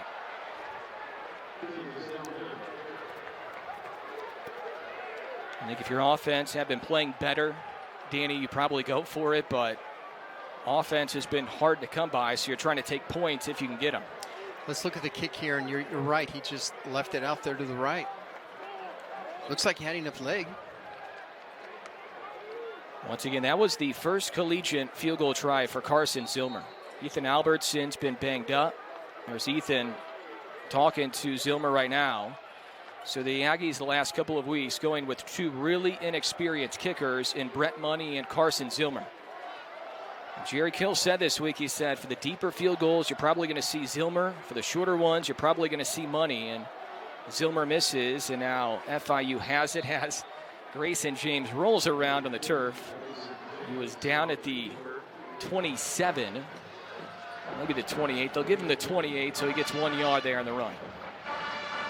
No, they're just going to stay with this little zone read that has been such a great play for him. He pulls the ball out the last second, and Chris just spins off and waiting for him, and he knew it. Said, "Nope, I'm done." It's been a quiet half of football for both squads. No points in this half, either team. They're down and long coming up. This one isn't over yet by any means. Go back to the same play, and this time they're just going to hand the ball off, and there's people staying home, staying in their gap, and there's nothing to be had there as well.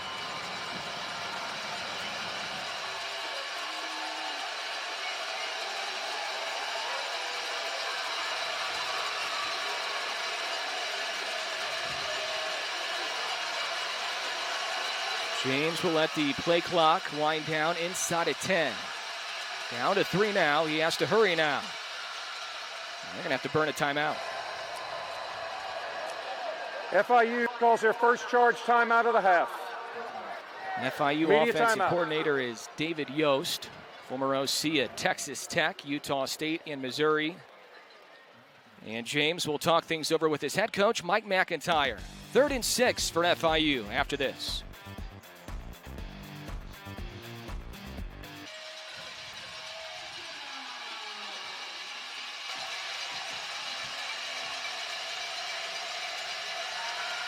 If FIU gets a first down here, they can use a lot of clock here in the 4th quarter. James looking left, he throws, and it's batted away. Chris Ojo, flag comes in though.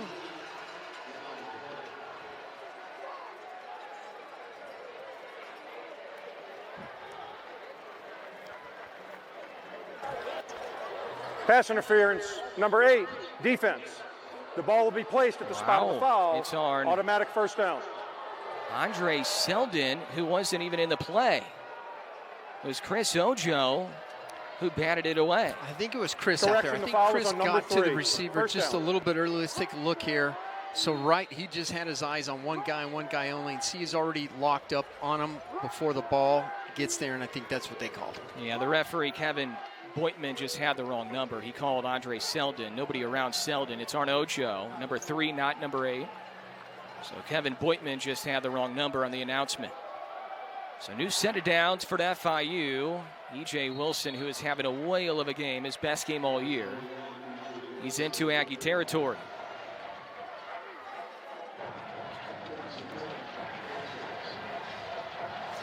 And you can see, look, play there. It's just the same play they're going to this read. And so if everyone goes wide, he just hands the ball off and gets as many positive yards as possible right up the middle. They mark him down right at the 50. James will lob it downfield. That's dangerous, and it's in a no man's land. Coverage coming from Cyrus Dumas, intended for Chambers. Maybe they're looking to put the sealing the deal right there on that deep ball, but that is dangerous because you can turn the field in a hurry as well for the Aggies, and you can pick one there, and that would be a huge help. Grayson James now 11 for 16 for 152 yards and 3 touchdowns. And he's had no mistakes, no interceptions, no turnovers. Fakes the handoff, fires it near side. Jalen Bracey on the reception. And 3rd down's going to come up. 3rd down and 7 for FIU. Another big down right here. Let's see what they're going to do here. They're just going to kind of do the same read this time. Instead of keeping it, I'm going to throw the ball out quickly, get a block out in front, and pick up some extra yardage, but not too many extra. They'll call it 3rd down and 6. Wilson in the backfield with James. Niemann is in at tight end to the right of the formation for FIU. Watch out for Chambers in the bottom side, covered by Schoolark.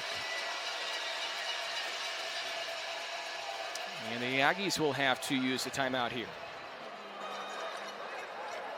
New Mexico State takes their first charge timeout of the half. Media timeout. I'm assuming they just did not like the look because the Aggies need those timeouts on offense coming up. So Nate Dreidling will talk to his defense. The second youngest defensive coordinator at the FBS level. 3rd down and 6 when you come back.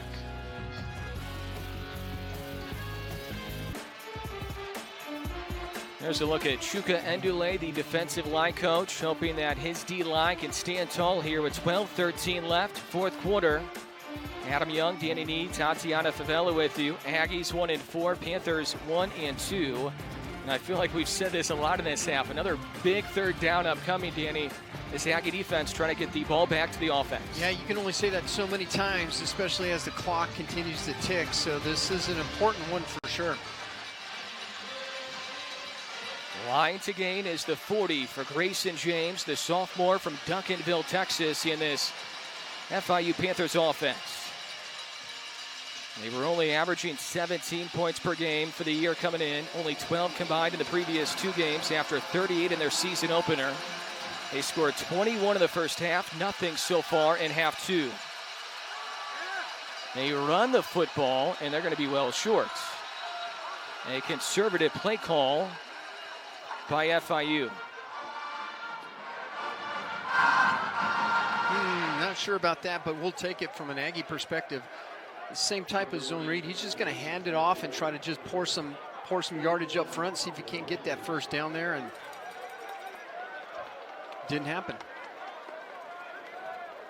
So the Aggie defense has made some big stops here in this half. The offense needs to hold up their end of the bargain. Plenty of time left, 11 and change left. Once again, you are not in panic mode yet.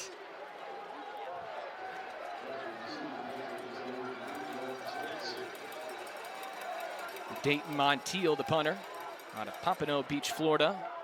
Punts it away. It's a short kick. Lawrence Dixon calls for a fair catch. So it's the Aggie football at the 17-yard line. 21-7 Panthers. Do the Aggies have a comeback in them? 11 and change left from Aggie Memorial.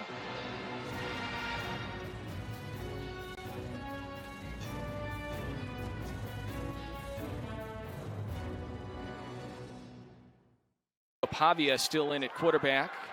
It was Childress in motion. The catch is made by Chris Bellamy, and a flag is down as well.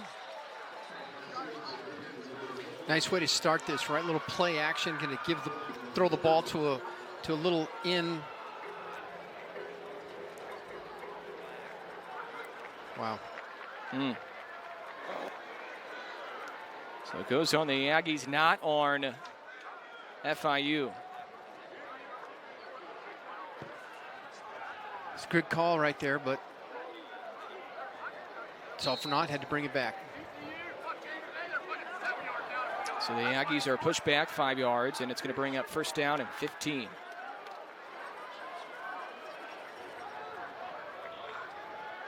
Pavia throws it near side, caught by Childress. You talked to Bobby McMillan this week, Danny, and he was raving about Ocho, wasn't he? Oh, he did. He couldn't say enough great things about Chris and his leadership skills in the locker room, on the field, off the field. You can take a look at the pass right there, a little quick out.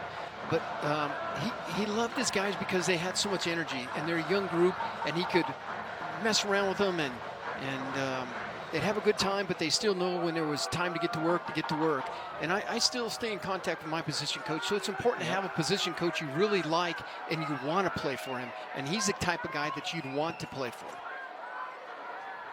Pavia swings it out. Cordell David running room down the far sideline. David zooming down the sideline, and he rumbles across the 40. We talked about missed tackles from the Aggies' perspective. This time it's FIU who missed a tackle. A quick little stand-up, screen pop, outside, play action. Get the ball to him as fast as we can. Missed tackle, and he just takes it up the sidelines. Cordell can move too, so if they don't make that tackle right there, he can take it to the house. Second catch for Cordell David in the game after no catches a week ago. That one goes for 23, so 2 catches for 28 yards now for the transfer from Trinity Valley Community College. The Aggie coaching staff feels like he has NFL potential. Jamani Jones into FIU territory. Good patience there from the Northeastern Oklahoma A&M JUCO transfer. And I like that he knows where he's in the game. He pops up, gets the ball to him. Let's get back to the huddle, but great awareness on the field. Look for the green, right? They always tell him, find the green, find the green. Where's the green? It's off to your right. It's our left on the screen. He finds it and gets great positive yards in there. Aggies down to the 47-yard line of FIU. In case you're just joining us, Gavin Frakes started, played all of half one, went 5 for 13 for 54 yards. No picks, no touchdowns, though. And it's been Diego Pavia going 8 for 12 after starting this half. Pavia on a designed run. First positive run we've seen from Pavia so far. He had -2 yards on a couple of carries before that one. I know coaches are thinking, look, we've spread the ball around, we moved it around. Let's line up and spread formation and just let them keep the ball straight up the middle. But they were waiting on it. Numbers-wise, through the air, Pavia has the better numbers of the two quarterbacks in this game. 8 for 12, 85 yards. The only Aggie touchdown was a first-half rushing score 2 yards away for Star Thomas, who's the tailback here. Clock moving, and Pavia will keep it again. That's down to the 41.5-yard line, so he only gets a couple. And the clock continues to move. The clock is not your friend right now with under 8 left here on the fourth down, a couple of scores. Yeah, and you got to get this first down, and you got to keep going here. You need points on the board, so you have to get a little tempo.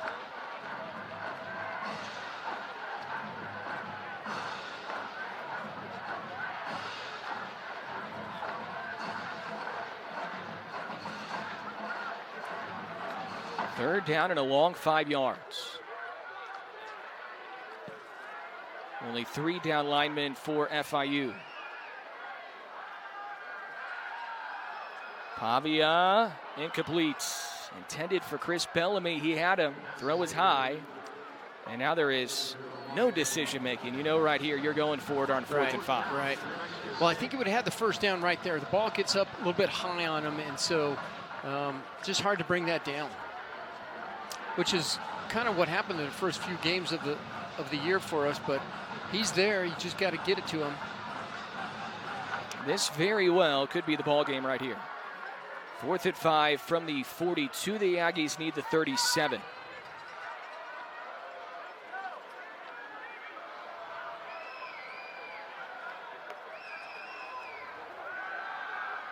Pavia under heavy front side pressure, and he stays on his feet. How did he do that? He throws a pass, and it's incomplete.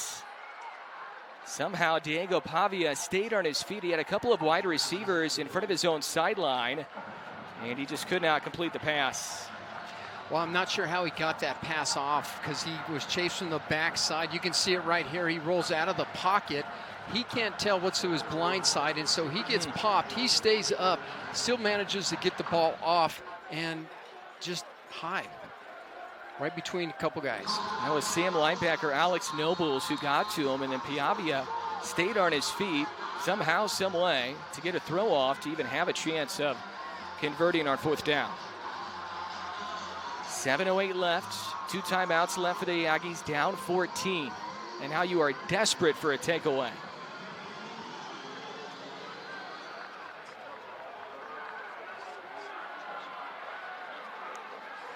James will give it off to E.J. Wilson. He is tackled by Chris Ojo. Gets 1 yard, 2nd down and 9.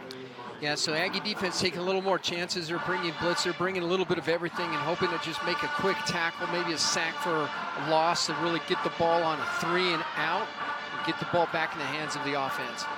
FIU, on the other hand, just take your time. Clock's your friend. 3.7 per rush for the Panthers in the game, so a little down after halftime, but still much better than their season average of 2.3 per rush. Motion man is Chambers. Right back to the ground for Joseph. Wrapped up by Ojo again. 3rd down and short coming up for FIU. You know, these little zone read plays that are up front there are doing really quite well, and the reason is look at the hole that's there. So they've really owned the defensive line, and they get to the second level in a hurry, and that already gives them 4 yards, 5 yards of carry. Ball is at the 48. Panthers need the Aggie 49-yard line. And the Aggie defense make another 3rd down stop here. Panthers 3 for 8 on 3rd down. James will throw. It is tipped and then caught. Chambers off the tip. Bryce Jackson got his paw on it, and the Panthers catch a huge break. Hey, when it's going your way, it's going your way. So quick pass, trying to get it out of your hands as fast as possible. We get in the right position, get a hand on the ball. It tips it, but it tips it to them. All the way down to the 33 for FIU offensively.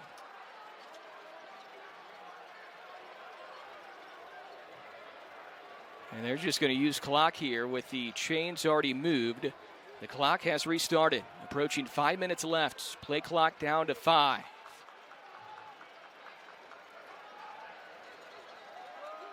James right back to Joseph, and he's taken down by Justin Segura, Aggie defensive lineman from Scottsdale, Arizona. A loss of a yard in the play. Let's watch Justin in the middle there. You see him. Oh, this is the play before. This is the tip ball where Bryce tipped the ball up. He gets in the right position and just tips it to him. Oh, it's unfortunate for the Aggies right there. Now, you weren't looking for a Bryce Jackson interception right there. That was going to be a tough pick, but you were hoping he could bat it down. 2nd and 11, 4 and change left. Aggies down 2 scores, FIU football. Joseph on the spin move. Close to a first down, a couple yards shy. 3rd down and short now. They just continue to pound it up front, right? It's just you own that defensive line, and as long as you can get to the second level, so let's look right here.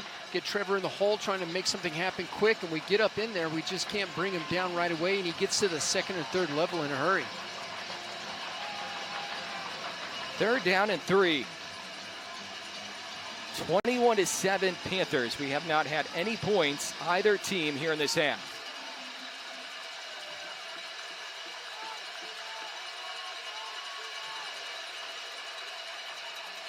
James will pull it, and James has enough for the first down, it looks like. A little signal after he does get the first down. Uses his big 235-pound frame. He has run it very effectively from the quarterback position all game long. And I think as long as we jump on that first dive back, he's just going to open up for him to keep the ball around the side there, enough to get the first down and keep the clock running. It's been a good game for James. 175 through the air, 3 touchdowns, no interceptions. 42 now on the ground for James.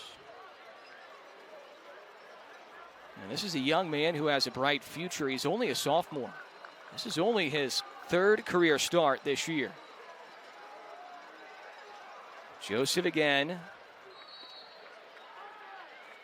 This is encouraging for FIU going forward. They have run the football a lot better with Joseph, Wilson, and also the quarterback, James. Yeah, they've looked really good. They've put some long, sustained drives together that really uses the clock, and they got up early and get some Aggies out of position, but nonetheless, they get up and they've used the clock, and they continue to just sustain their drives and use up the clock. Once again, Gunnar Holmberg, the Duke grad transfer, was the quarterback on day 1 in the opener against Bryant. Got a concussion, also had a shoulder injury early on this year, so it's been James the last couple of weeks after no starts a year ago as a freshman. Here's Joseph, upended by Trevor Brohard. And a timeout is called by the Aggies. Second charge time out of the half. It will be 30 seconds.